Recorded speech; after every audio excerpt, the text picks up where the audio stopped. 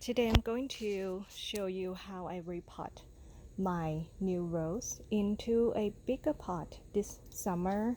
So this is one of the ways that you can do it, and each person will do it differently based on what they have or what works for them.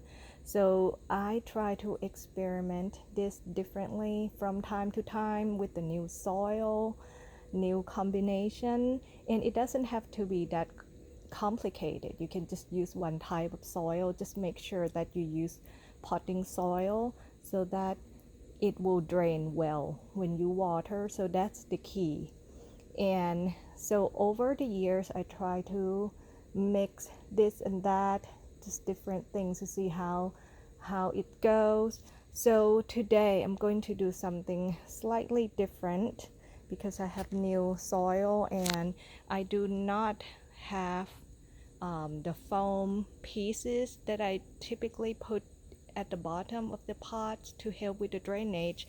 So what I use today is the Perlite, which is this thing right here that looks like small pellets that helps with drainage. It has very light texture. So what I did, and I start doing this video after I filled up the pot halfway already, but I used Perlite at the bottom of the pot, about maybe 1 inch in thickness at the very bottom, and I drill. I don't know if you can see, so I drill multiple holes in here at the bottom right here to help with drainage, because with rose you want to make sure that it drains well so that the water will not sit at the bottom, and that will cause the root to rot, and we don't want that. So I drill multiple holes, maybe I don't know, maybe 10, around 10 on this one, and that is the rose that I bought from Heirloom Rose a few weeks ago, and it just shipped to me last week.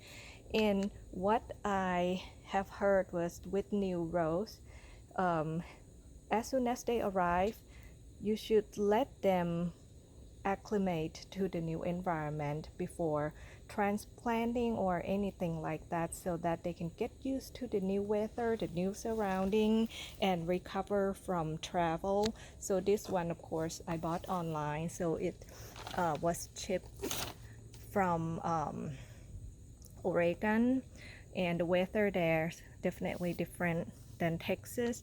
So when it first arrived, the leaves kind of light yellow because it didn't receive the sun in the package, but now everything green up.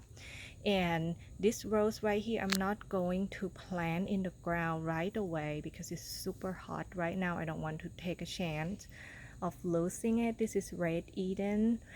So what I typically do with ownroot, small rose like that, I will transplant from this nursery pot into a bigger pot, and that way that also helps the new plant develop the roots without feeling overwhelmed with big space. And I know some people just take it straight to the ground too, and of course, you do whatever works for you, but I prefer this method because to me, to get it in a bigger pot this way, from what I have experienced personally, is that it seems to grow faster than taking it straight to the bed for some odd reason, at least in my experience. So with that, like I said, I put Perlite at the very bottom, about 1 inch in thickness. And then as far as the potting soil that I use, of course, you can use whatever potting soil that you can find, and try to stick with the one that doesn't have fertilizer mixed in. I know that can be hard to find as well, so what works best for you. So in this soil mixture that I have, I mixed Kellogg's potting soil. I do not have it in front of me right now, it's in the garage, so I went to the garage and then scooped some, mixed with this Landscapers Pride brand potting soil. So this brand is mixed in Beverly, Texas, so it's kind of local product that I tried this year. So I like it so far. I still like the texture of the Kellogg's potting soil. So that one you can find at Home Depot. The back is, I think it's like yellow with blue. So that Kellogg's potting soil works for me. So I do about half and half. And in this potting soil, I also put alfalfa pellets, which they use to feed horses. So I just put maybe like 2 or 3 big pieces mixed in with the soil, and then a little bit of cow manure, so cow's poo right here, and mix in with the soil in there. I do about maybe half of the scoop. So with cow's manure, although it's all natural, you don't want to put too much because I heard that it can burn the roots if you apply too much. So I go lightly on that one, maybe about, you know, the tip of this scoop right here, and then mix really well, of course, before I pour into that pot, because I want the perlite to stay at the bottom to help with the drainage. So when I put in about that much soil, what I do next is I want to test the drainage to make sure that it drains well. So then I start watering about halfway like that, and then wait and see how fast this drains. And of course this drains pretty quick. I don't know if you can see it real good with the lighting and everything, but the water is coming out, and then you can see that the top of the soil is already it still has moisture, but it's not like water sitting and soaking in here. So this works fine. So I do like that in order to get the soil to compress a little bit before I fill it up all the way. And then what I do next is I will transplant and put that in here, and then fill in the rest of the soil, and then water really well. And I'm going to top it off with compost, so that keeps moisture in, because during summer with potted roses, it's the moisture escapes so fast in heat. So you want to put some sort of like blanket on top of it, so that every time you water, the water will not evaporate too fast, which cause you to have to water so frequently. So that seems to be helping as well. So I'm not going to film the rest of the video, but you get the idea. I'm going to transplant, fill up the pot and water, and then I'll be done. And then by this fall, I'm thinking maybe November or even December, I'm going to transplant this red Eden into the ground. So I'm going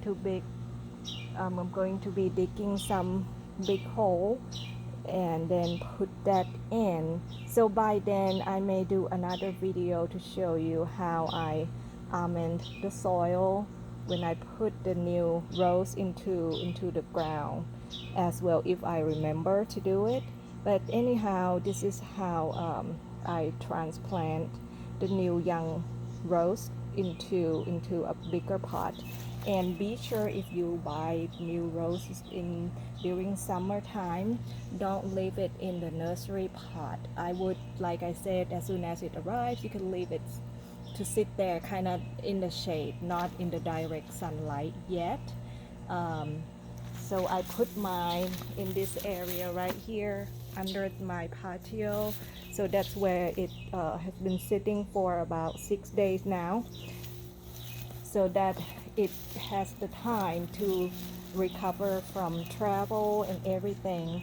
But as soon as you can, go ahead and transplant into a bigger pot, because this nursery pot, it is small, it has dark color, and if you put this under hot Texas sun for, you know, long day, 8 hours or even 6 or whatever, it is so hot, it heats up so fast, and the chance of your rose not going to make it is very high.